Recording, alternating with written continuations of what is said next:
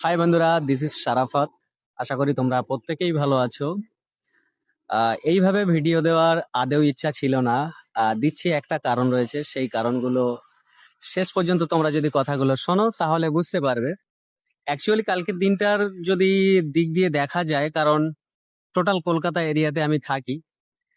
আর কলকাতার বিভিন্ন জায়গায় ইকো পার্ক থেকে শুরু করে বা এই টোটাল এরিয়াতে আমি আর কি ঘোরাফেরা করি। এই পিছনের পরিবেশগুলো যদি তোমরা প্রত্যেকে দেখো বুঝতে পারবে। এটা রয়েছে এক্সাক্ট লোকেশন, এটা হচ্ছে মনবিমের আশেপাশে তোমরা ধরতে পারো। আর এই প্রসঙ্গে একটা কথা বলে রাখি, আমি প্রত্যেকেই তুমি করে কথা বলি। আর তুমি করে কথা বললে আমি সত্যিই যেন প্রত্যেককে আপন মনে করে বলেই বলি। অ্যাকচুয়ালি হয়তো ভাষাগত শালীনতার ক্ষেত্রে হয়তো তুমি করে বলাটা অনেকে হয়তো একটা ভালো নজরে দেখে না।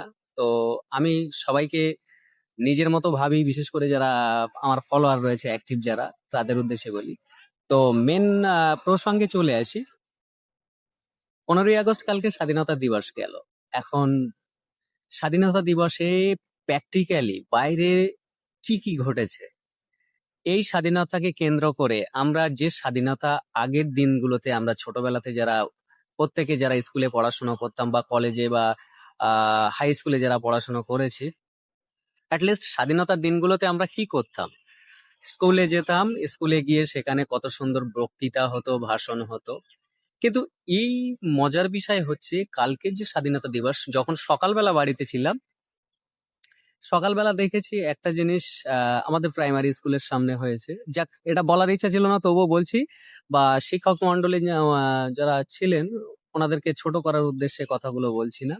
নেতাজি সুভাষচন্দ্র বসু থেকে শুরু করে ক্ষুদিরাম বসু, যে সমস্ত স্বাধীনতা সংগ্রামী যারা ছিলেন, অসহযোগ আন্দোলনের বহু অসংখ্য আমাদের বিপ্লবী বীরেরা ছিলেন। ইনফ্যাক্ট যেটা বলতে চাইছিলাম, এই দিনগুলোতে এই সমস্ত বিপ্লবী বীর যারা রয়েছে তাদের সম্পর্কে যে আলোচনা হবে, তাদের প্রতি একটা সহানুভূতি দেখানো হবে, বা তাদেরকে একটা সংবর্ধনা দেওয়া হবে অন্তর থেকে, বা 2 মিনিটের নীরবতা পালন আমরা কম বেশি দেখেছি আমাদের স্কুল লাইফে।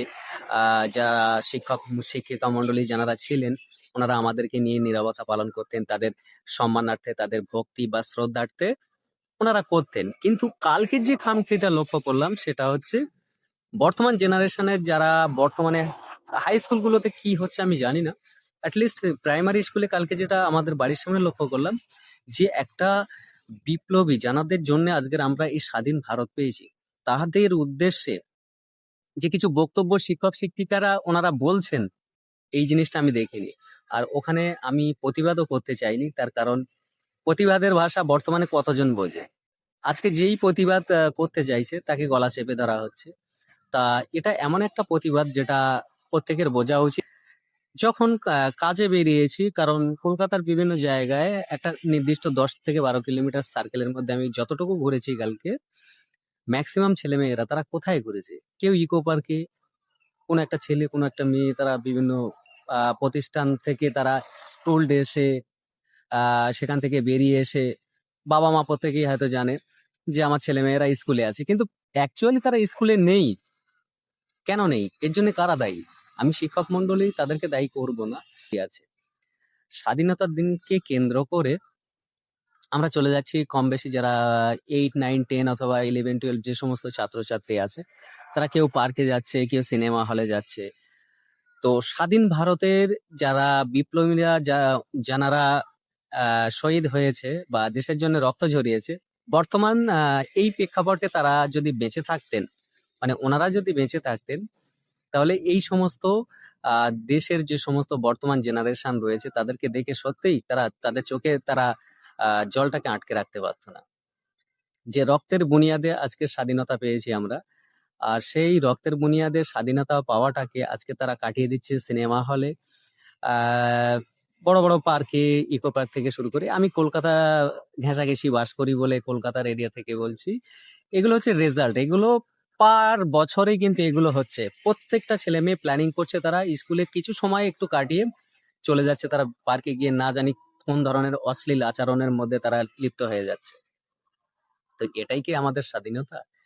প্রত্যেক বছর এই রিপিটেশন হচ্ছে ইয়াং জেনারেশনের মধ্যে। কি ছেলে কি মেয়ে, কি কলেজের ছেলে কি স্কুলের মেয়ে, প্রত্যেকের বা ছেলে মেয়ে উভয়ই এই সমস্ত যে একটা ঘোরার একটা ট্রেডিশন, এবং সেই ট্রেডিশনকে কেন্দ্র করে নানান অশালীন পোশাক থেকে শুরু করে অশালীন মানে অশ্লীল কাজকর্ম করতে তারা দ্বিধাবোধ করছে না।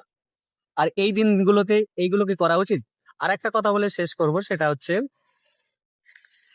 স্বাধীনতার দিনে গান বাজে কম বেশি আমরা প্রত্যেকেই জানি, কিন্তু ইন্টারেস্টিং বিষয় যেগুলো হচ্ছে, ইংরেজদের কাছ থেকে আমরা স্বাধীনতা পেয়েছি, তাদের কাছ থেকে ছিনিয়ে নিয়ে বিপ্লবী বীরেরা ওনারা আমাদের হাতে স্বাধীনতা তুলে দিয়েছেন। ওই দিনগুলো বিশেষ করে কালকে স্বাধীনতা ম্যাক্সিমাম জায়গাতে যেটা রেজাল্ট বলছে, ওখান থেকে যে গানগুলো চলছে, যেগুলো দেশাত্মবোধক গান হওয়া উচিত, হ্যাঁ সব জায়গায় কম বেশি চলেছে, কিন্তু একটা ইন্টারেস্টিং বিষয় হচ্ছে যে সমস্ত জায়গাতে ডিজে বাজানো মানে গান বাজানো হয়েছে, ম্যাক্সিমাম জায়গাতে চলেছে ডিজে। এবং এই ডিজের উৎপত্তি কোথায়? এই ডিজের উৎপত্তি আমরা কম বেশি প্রত্যেকেই জানি, যেটা একটা বাইরের ওয়েস্টার্ন কান্ট্রির একটা ডিজে। এখন বিষয় হচ্ছে হয়তো এই ডিজের উৎপত্তি ব্রিটিশদের থেকে নয়, আমি মেনে নিলাম, কোনো সমস্যা নেই, কিন্তু অ্যাটলিস্ট সেটা তো বাইরের কালচার। তাহলে আমরা ভারতীয় জনগণ হিসেবে বা ভারতের একজন নাগরিক হিসেবে আমরা যদি নিজেদের বিবেকের কাছে প্রশ্ন করি, তাদেরকে আমরা সংবর্ধনা জানাচ্ছি একটা ডিজে গান দিয়ে, যেখানে হওয়া উচিত দেশাত্মবোধক কিছু, অ্যাটলিস্ট দেশের যে সমস্ত গুণগান সেইগুলো হওয়া উচিত। কারণ এই ডিজেটাকে দিয়ে কি প্রমাণ করতে চাই? যে আমরা বিশাল কিছু করে ফেলেছি? তো মানুষের সেন্স অফ হিউমার, মানুষের মেন্টালিটি, ইয়াং জেনারেশন থেকে শুরু করে আপ টু 50-60 বছর অব্দি যে সমস্ত জেনারেশন আছে, প্রত্যেকের কাছে একটাই বার্তা দিতে চাইবো, এই স্বাধীনতার দিনগুলোতে আমাদের ছেলে মেয়েরা, বিশেষ করে আমার সমবয়সী বা আমার নিচে বা আমার উপরে যারা স্বাধীনতাকে কেন্দ্র করে আমরা বিভিন্ন জায়গায় এই সমস্ত অশ্লীল কাজকর্ম করি, যেন সেই ওই দিনটাতে অ্যাটলিস্ট আমরা যেন বিরত থাকি, আর এই অশ্লীল কাজকর্ম থেকে আমরা যেন দূরে থাকি। সকলকে ধন্যবাদ, এখানেই শেষ করলাম।